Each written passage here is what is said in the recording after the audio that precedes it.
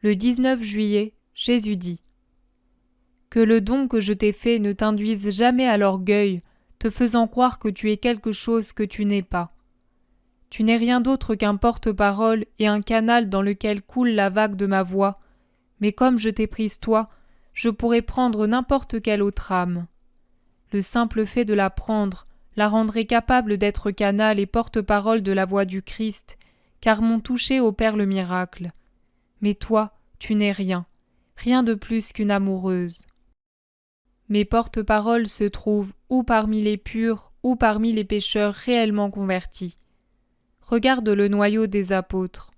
À qui ai-je donné le pouvoir ? À Pierre. Cet homme qui était venu à moi au sommet de sa virilité, après avoir vécu les erreurs et les passions de la jeunesse et de la maturité, Pierre qui était encore tellement homme, après 3 ans de contact avec moi, qu'il était capable de violence et de reniement. À qui ai-je donné la révélation et la révélation ? À Jean, à cette chair qui jamais ne connut de femme, et qui était prêtre avant même de l'être. Il était pur et amoureux. À qui ai-je permis de toucher mes membres divins très purs avant et après la résurrection ? À Marie de Magdala, et non à Marthe.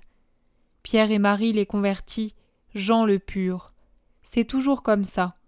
Cependant, à Pierre en qui se nichait l'orgueil de lui-même, « Maître, même si tous devaient te trahir, moi je ne te trahirai pas. » Je n'ai pas donné autant qu'à Jean. Et Pierre, déjà mûr et chef du noyau, dut demander à Jean, un garçon par rapport à lui, de me demander qui était le traître. Et ce fut à Jean que je révélai les temps derniers, et non à Pierre, le chef de mon Église. Je parle où je veux, je parle à qui je veux, je parle comme je veux. Je ne connais pas de limitation.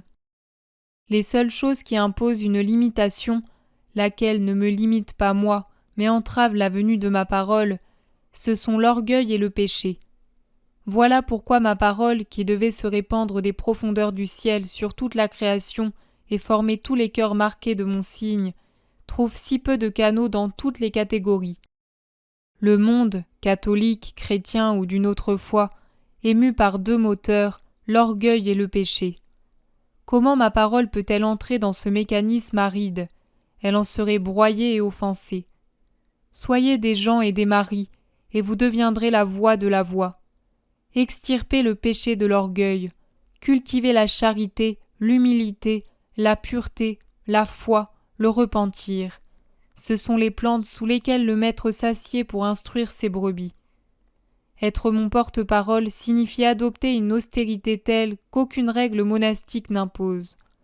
Ma présence, comme rien d'autre au monde, impose une discrétion surnaturelle, la maîtrise de soi, le détachement des choses, l'ardeur d'esprit, d'âpre pénitence, la générosité de la douleur, une foi vive.